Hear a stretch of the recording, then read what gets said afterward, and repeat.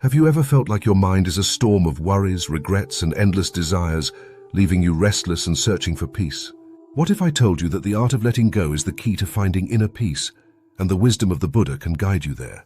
Today, let me share a timeless Zen story about a young seeker and a wise master that will teach you how to free yourself from the chains of your mind and master the art of letting go. Once, in a bustling village surrounded by mountains, there lived a young man named Hiro. Hiro was respected for his intelligence and ambition, but deep within he was troubled. His heart was heavy with regrets about the past, fears about the future, and an insatiable desire to achieve more. Despite his outward success, Hiro felt trapped, as if he were carrying an invisible burden that he couldn't put down. One day, after hearing stories of a wise Zen master who lived in the mountains, Hiro decided to seek his guidance.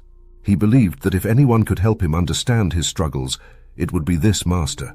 After a grueling climb, Hiro arrived at the monastery, where he found the master, an elderly monk named Master Kaito, meditating under a massive cherry blossom tree. The master radiated calmness, his face serene, as if he carried no burdens at all. "Master," Hiro began, bowing deeply, "I have come seeking wisdom. My mind is a constant storm, and I cannot find peace. Please teach me how to be free." Master Kaito opened his eyes and studied Hiro for a moment. Then he said with a gentle smile, "Come, let us walk." As they walked through the monastery gardens, Master Kaito pointed to a small stone table with a cup of water on it. "Pick up the cup," he instructed. Hiro obeyed, lifting the cup with ease. "Now hold it," the master said. Hiro stood there holding the cup. At first it was easy, but as the minutes passed, his arm began to ache. "Master," Hiro said, shifting uncomfortably, "my arm is growing tired." The master nodded. "This cup is like your thoughts, worries, and regrets. If you hold on to them for too long, they become heavy and painful, even if they started as small concerns. Now put the cup down." Hiro placed the cup on the table, and immediately his arm felt relief. The master smiled. "Do you see? Letting go of what you do not need brings instant peace." Hiro pondered this lesson as they continued their walk. Soon they reached a clear, flowing river. The master stopped and motioned for Hiro to sit beside him on the riverbank. "Tell me, young man," the master said, "what troubles you most?" Hiro hesitated but then poured out his heart. He spoke of past mistakes that haunted him, opportunities he had missed, and his fear of failure in the future. He spoke of how he constantly compared himself to others, feeling either inadequate or superior, but never content. Master Kaito listened patiently, then pointed to the river. "Do you see how the water flows, Hiro?" Hiro nodded. "The river does not cling to anything," the master said. "It flows freely, letting go of every stone, leaf, or branch that enters it. If it held on to these things, it would no longer flow. It would stagnate."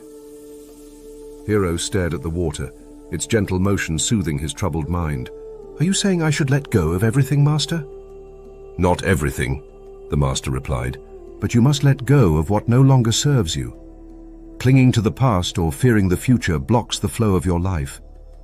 Like the river, you must learn to release what you cannot control and trust in the journey ahead." As the sun began to set, the master led Hiro to a nearby clearing where a thick rope was tied around a massive boulder. The rope seemed frayed and strained, as if it had been holding the boulder for years. Master Kaito placed a hand on the rope. "This rope represents attachment. Many people tie themselves to heavy burdens, expectations, possessions, grudges, and they carry them wherever they go. Tell me, Hiro, what is your rope tied to?" Hiro thought for a long moment. "I suppose my rope is tied to my desire for success.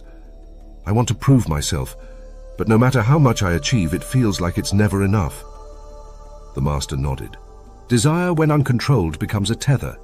It pulls you in circles, always chasing, never arriving. But do you see the frayed edges of this rope?" "Yes," Hiro said, curious. "This is the beauty of impermanence," the master explained. "The rope will eventually break.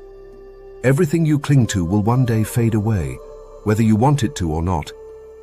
Instead of waiting for that day, why not untie yourself now? True freedom comes when you release yourself willingly." Hiro sat in silence, absorbing the master's words. "But how, Master? How do I let go of what feels so deeply ingrained in me? Master Kaito smiled. It begins with awareness. First, recognize what you are holding on to, be it fear, anger, or desire. Then ask yourself, does this serve my peace? If not, practice letting it go, one small piece at a time. The master stood and walked to a nearby cherry blossom tree. He plucked a single petal and held it out to Hiro. Hold this petal tightly, the master instructed. Hiro clenched the delicate petal in his fist. Now open your hand, the master said. When Hiro opened his hand, the petal floated gently to the ground. Letting go is not about forcing yourself to forget or suppress, the master said. It is about opening your heart and allowing things to fall away naturally. This is the art of letting go. Over the following weeks, Hiro stayed at the monastery, practicing what the master had taught him. Each morning he sat by the river, observing its flow, reminding himself to release his worries. Each evening, he wrote down one thing he wanted to let go of and placed it under the cherry blossom tree, symbolizing his intention to untie his rope. At first, the practice was difficult. Hiro found himself clinging to old habits of overthinking and striving, but gradually he began to feel lighter. He realized that letting go didn't mean giving up. It meant creating space for peace and clarity to enter his life. When Hiro finally returned to the village, he was a changed man. His friends and family noticed his calm demeanor and radiant joy. He no longer chased after success or compared himself to others. Instead, he lived fully in the present, embracing life as it unfolded. Hiro's journey teaches us a profound truth. Inner peace is not something you achieve by adding more to your life. It is something you find by letting go of what weighs you down. Like the river, you are meant to flow freely. Like the cherry blossom, you are meant to bloom without clinging to the past or fearing the future. So take a moment today to ask yourself, what is your rope tied to? What burdens are you holding that no longer serve you? And most importantly, are you ready to let them go? Remember, as Master Kaito said, true freedom comes not from holding on, but from learning to release. Thank you for taking the time to delve into this tale.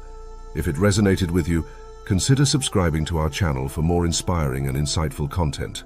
May the silent wisdom find its place in your own journey.